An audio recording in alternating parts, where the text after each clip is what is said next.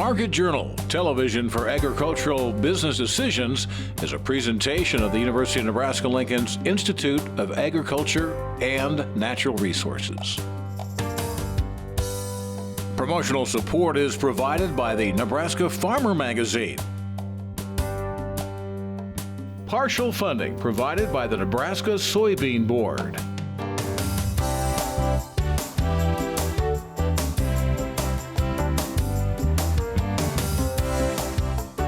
Well, thanks so much for joining us here on another episode of Market Journal. I'm Bryce Duskett. We're back here in the studio after a few days of travel last week down to New Orleans, Louisiana. The 2023 Cattle Industry Convention and NCBA Trade Show wrapped up about a week ago now with plenty of Nebraska highlights. One of those highlights came from the Beef Quality Assurance Program. Since 2009, the National BQA program recognizes cattle producers across the nation for their BQA achievements through an awards program. The Nebraska BQA program made a big splash this year, winning 4 of the 5 categories, including cow-calf, feed yard, dairy, and educator. This is the first time in the history of the National BQA Awards program that a single state has won more than 2 awards in a single year. Our congratulations to those who received the awards this year. As we begin today's show, we're going to take a look ahead to the 23rd and 24th of the month of February. Those are the dates of this year's Nebraska Women in Agriculture Conference, set to take place at the Holiday Inn in Kearney. This annual 2-day event is designed to educate and uplift women, especially of those involved in the agriculture industry. Through workshops and presentations, attendees will learn to better manage risk, improve their farms and ranches, and ultimately become more successful operators and business partners. One of the major focuses throughout this conference will be centered on risk management.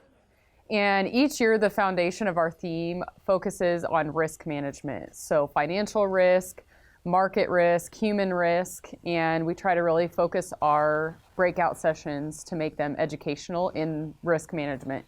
So not only are women and men, if they choose to attend, able to build some networks at this conference, they're also going to walk away with education in those risk management areas. So those that have been before are going to see that reflected, but they're also going to see some new things. We have, for the first time ever, a pre-conference session happening the afternoon of February 22nd, and that will be by a certified QuickBooks Online Pro advisor. So if you're wanting to get a head start on your 2023 records, bring your laptop, sign up for that, and come early. We also have some great hands-on workshops that are new this year. So we've got 2 really cool beef hands-on workshops. We've got a lot of workshops in the area of family farm transition planning as well as financial management. From cultivating confidence with a life coach to understanding carbon credits, farm transitioning, and ways to build a better financial future for your farm, there will be something new to learn each day of this year's event. We've got our main keynotes coming in, including Kaya Twisselman-Burchett. She's a life coach. If you're on social media at all, you've probably heard of her. She's a rancher from California. She's been on the Today Show. We're really excited about her. We also are going to feature an Open for Business panel. So we're bringing back 3 of our entrepreneurs from that, just them as a panel talking about their entrepreneurship journeys and some advice on that. And then we also have 2 keynotes coming in Friday, Paul Stoddard from Illinois, and also one of our very own women in ag right here in central Nebraska. Her name is Ann Meese. Some of you may know her from being on the Nebraska Soybean Board, so we're really excited for our speaker lineup this year. Whether you're a seasoned ag producer or just getting started in the ag operation, this event will have something for everyone. I would just encourage any women in ag, or maybe you are new to agriculture, maybe you married a farmer and you grew up in a non-farming background, please come. I think sometimes we get intimidated by our level of knowledge and think we don't know as much as the other people attending. We're all there to learn, and I think that we can all get some great benefits from the conference and build a network. Now, early registration has ended, but there is still time to sign up for the conference. For those that would still like to attend, registration for both days is currently $175. If you're only able to attend the one day, registration is $90 per day. If you're looking for accommodations, the event will be held at the Holiday Inn. If you'd like to stay at this location, reservations should be made directly with the Kearney Holiday Inn. They are offering a special rate to attendees of $114.95 plus tax a night per room. Just make sure you ask for the Nebraska Women in Ag rate when you make your reservation. If you would like some additional information on registration, workshop details, or the hotel booking information, we've added an informative link along with this story. You can find that on the Market Journal website. Shifting our focus over to the markets now. This week we began on the livestock side of things. While at this year's Cattle Industry Convention, I had the chance to catch up with DTN Livestock Analyst ShayLe Stewart. Here is our conversation about the cattle markets. We are talking the cattle markets now with DTN's ShayLe Stewart, live and in person. ShayLe, good to see you. Good to see you, Bryce. It's always fun to meet up with you at NCBA. It's kind of become a tradition at this point. Yes, it has. Last year we talked cattle inventory report. This year we're going to digest the one that was released as well. Big picture, what the numbers show? You know, really, I think the biggest thing that we learned from last week's cattle inventory report was that we have significantly fewer beef cows than what we expected. You know, given the past year and how aggressive slaughter speeds were, we knew that we were going to stay with significantly fewer beef cows, but we didn't know if it would surpass the numbers in which we had in 2014. When we got the report, we saw that it did indeed share that exactly, that we sit now with the fewest beef cows that we have ever had on record. So as producers look to the year ahead, they're just beaming with opportunity as they understand that the cycle is changing in the cattle industry. I'll ask you about that opportunity in a second, but did the numbers surprise anybody, or was that right in line with what the analysts were expecting? That was really right in line with what the analysts were expecting. And so honestly, it didn't come as a surprise. It was actually more bullish than what a lot of folks thought it would be. And so it was expected. It was just actually more favorable than what some believed it could have been. You said opportunity is in front of us for cattle producers. What do you mean by that specifically? How do you see it?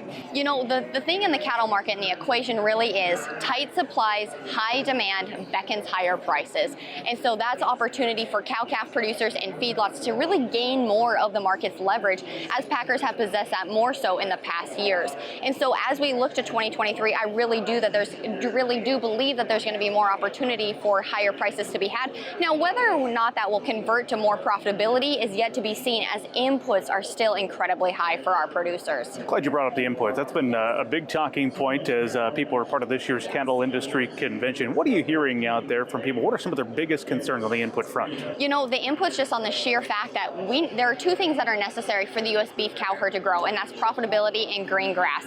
We can't track profitability until our cash is in hand, and we can't track moisture until it's in the rain gauge. And so unfortunately, whether you're a cow-calf producer and you need grass and hay, or you're a feedlot individual who needs commodities, especially corn, inputs are high across the board. It doesn't matter where you look, what segment of the industry, what segment of the business, they are high everywhere. A lot of conversation is turning to herd rebuilding and what that's going to look like. Your thoughts on that conversation? You know, that's a wild card, and that is the long-term perspective, that there are so many assumptions and questions as to what is our rebuild going to look like. You know, in 2014, it was fast, it was aggressive, but we are in a far different marketplace than what we were in 2014. So I'm not as convinced that our build back is going to be as aggressive as it was in 2014, simply because we have higher inputs, we have higher interest rates, our geopolitical environment is completely different. And so I do believe that we will build back, and it will be good for the industry, good for the nation, good for the beef cow herd, but I'm not convinced that it will be as aggressive as what it was in 2014. What have been some of the conversations you've had here at the Cattle Industry Convention with producers in general? Is there optimism out there, or is there some nerves? What do you get for the field? I think that it's a perfect mix. Everybody knows that there is opportunity on the horizon, and they're very excited and thankful for that. They understand that they have to really be disciples of the market if they are going to garnish that opportunity, but at the same time, they know that that's really going to weigh on them and how they harness their minds and look at their businesses, because these higher prices, like I said, come with higher costs. So it's really going to be managing their break-evens and their bottom lines and being stewards of their own businesses in order to get those higher prices and higher profitability. So it's out there, but they're going to have to work for it. that's setting the stage for 2023 as a whole at this point. We're now into the month of February. What do you make of 2023's cattle markets thus far? You know what, when January is just always an odd month for the markets in the industry, simply because, you know, we expect so much out of the new year, but it takes a while for the market to really amp up and get building. And so as we look to the rest of 2023, I'm excited because I think this cattle inventory report is really going to be the driving factor that kind of lets the market get on this bullish run that it's known is coming, but it hasn't really started to escalate to yet. And so as we get closer to spring and as we get closer to the mid-year mark of 2023, I'm just more optimistic because our supplies will become tighter as we get closer to that mid-year mark, and that really should just push prices higher at that point. All right, final word is yours. What else do you want to share with us this week that I haven't asked you about yet? You know what, we talked about cows, we talked about the feedlot, but there's a lot of question as to what do we do with our feeder cattle this year, Bryce? And so one thing that I want to encourage producers to do is to know where we sit in regards to our beef cow inventory, and largely that means that we have significantly fewer beef cows in years past. I would encourage producers to look at the May 2023 contract compared to the August 2023 contract, because last week alone there was a $19 price spread. And so when you think about marketing your calves, know the cycle, know the industry, know when supplies are going to be tighter, and get those higher prices. A lot of things to watch in the cattle industry as always. That is DTN Livestock analyst ShayLe Stewart. Good stuff there from ShayLe. It's always good to catch up with her, especially down there at the Cattle Industry Convention. Well, let's move from livestock to grain markets now. On Wednesday, the U.S. Department of Agriculture came out with their latest World Agricultural Supply and Demand Estimates report. We had the chance to sit down with Doug Simon from Tredas just after that report was released and began by getting some of his reactions to those numbers. We had a WASDE today. Any big surprises from that report? Well, it was this morning at 11, so we're real timely on this report this afternoon, but they didn't really have any big changes. The U.S. Ethanol crush was down 15 million or 25 million bushels, and the soybean crush was down 25 million bushels. So both of those dropped. Everybody was thinking that they were going to cut exports on the corn side, but they didn't cut that. Soybean exports have been really good, so there wasn't really any room to kind of cut those. In fact, they've been so good, they're actually probably should have actually increased them a little bit. But with that cut in the crush on the soybean side, we basically have a smaller crop. So by cutting that crush, it does allow for them maybe to increase those exports maybe again at some point here. But the big changes are really on South America on that side of it. Let's talk more about South America. That's something we're all keeping a close eye on as we're here through that season.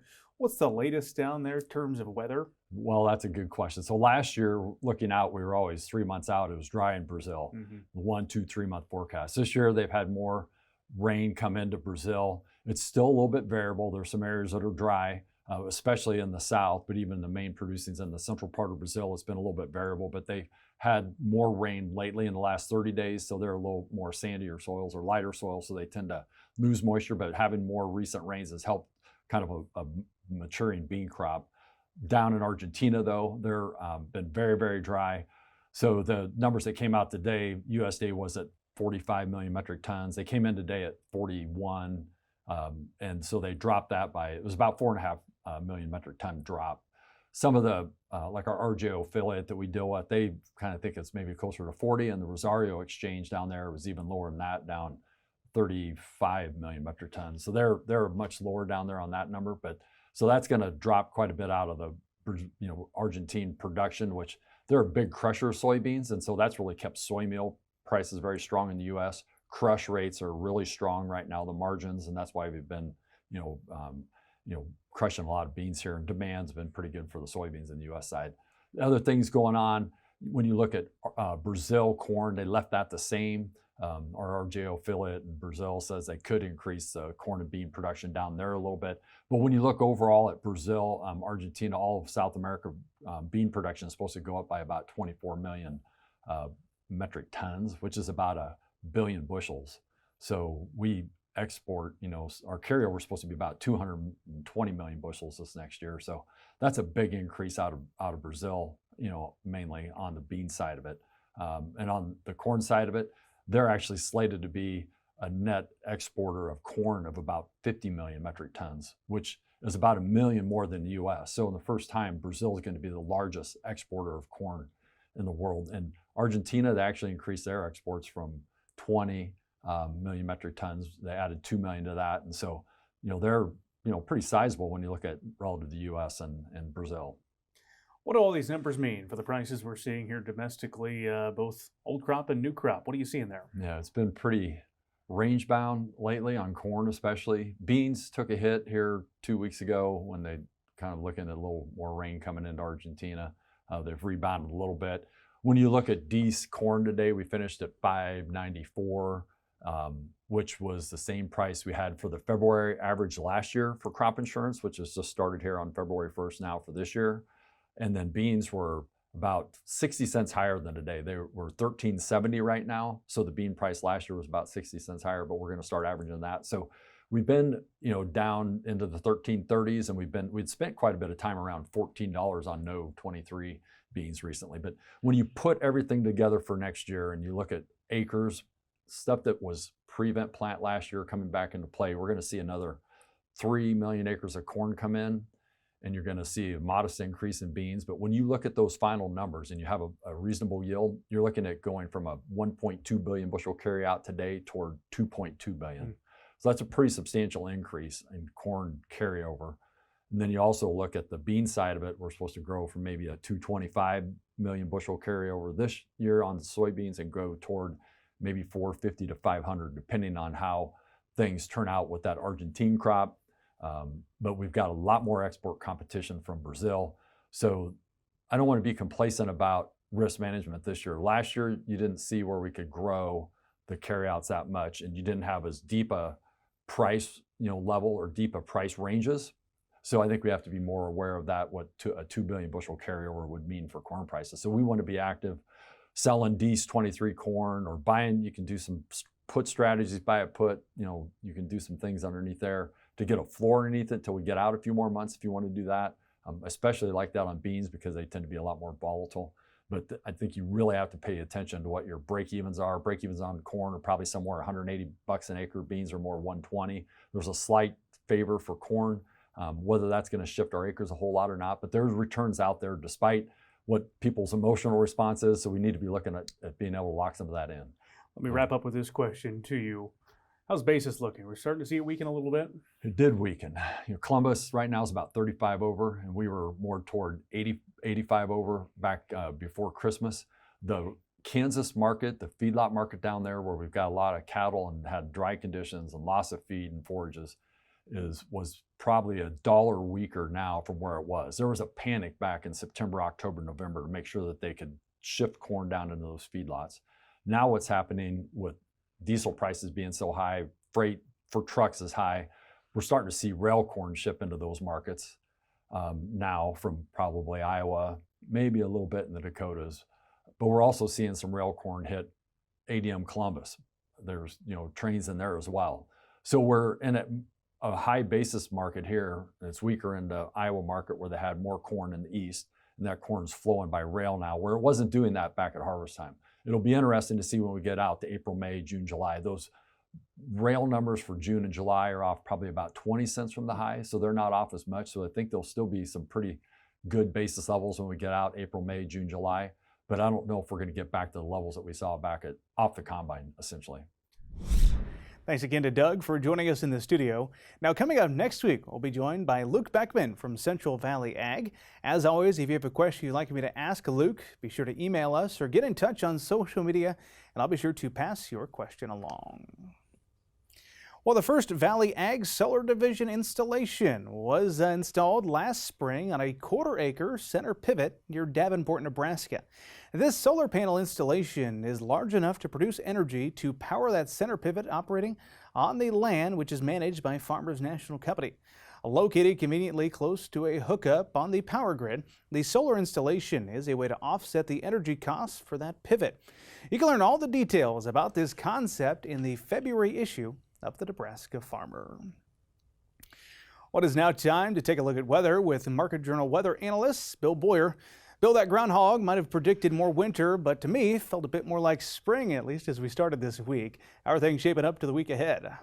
Well, I think most people would be happy if the groundhog is wrong after this winter. It has been a crazy winter here across a lot of the high plains. And early this week, what we're looking for is some windy conditions, I think, in portions of the region. We're going to see that as we start early this week. Some snow up in the Pacific Northwest and rainy conditions off to the east. Most of this week's going to be fairly dry. As we look forward to the next week, though, above normal temperatures off to the east of us and below normal temperatures clipping the panhandle and off to the west of us. Most of us over the next 8 to 14 days going to come in close to average, but wet.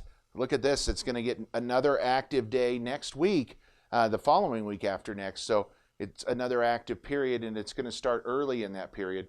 We'll get to that here in just a moment. And we, again, still need the moisture. As we look at the latest drought map, you can see still exceptional drought conditions in portions of northeast Nebraska, and then the extreme drought conditions almost down to the I-80 corridor, and then back into southwest Nebraska, a couple of pockets of exceptional and extreme drought. The whole state is in some level of drought conditions. We're going to slowly continue to work on that, and we have more chances of precip coming. Let's take a look at what we have going on here this morning. It is quiet except in the far southeastern portions of the United States, and into tomorrow, that system's going to pull out and away from us. Now, as we look at Monday afternoon, a system jumps over the Rockies into Monday night, coming out in two pieces, a rainy piece to start with that may clip eastern Nebraska, then Valentine's night into Wednesday, may clip southern portions of the area. Again, the timing and exact details of this system still up in the air, so make sure you check back to your local forecast. That gives Thursday night into Friday. It's going to push away from us. We're going to keep our attention out over here on this system. That is going to be a bigger weather maker for us. It looks like that will be moving across the central part of the United States next weekend, late next weekend, Sunday into Monday and Tuesday. Could be dealing with another significant snowstorm in portions of the area. Mild today with highs, very comfortable out there, and those are going to continue through most of the week. But by Tuesday and then into Wednesday, the colder air comes in behind that system, and we're going to be much colder as we go Thursday, and then rebounding a bit Friday as we get ready for the weekend. Precip-wise, heavier off to the south of us in both rain and snow with this system. The next one's the one that we'll have to keep an eye on. All right, thank you very much for that update, Bill. Finally today, technology on the farm has become critically important. Producers can use technology to increase efficiency and to help manage their costs. In the technology space, you might think that precision ag and digital ag are interchangeable. However, there are some big differences between those two production methods. Market Journal's Bill Dodd recently took a deeper dive into digital agriculture, and he joins us with this week's Crop Talk segment. When differentiating between precision agriculture and digital agriculture, it's often best to think of precision ag as everything that makes the practice of farming more accurate and optimized when it comes to raising crops and livestock. On the other hand, with digital agriculture, the goal is utilizing available data in order to develop actionable intelligence that may allow producers to increase production, cut down costs, and reduce risk. Digital agriculture referring a little bit more to decision tools that are based on data.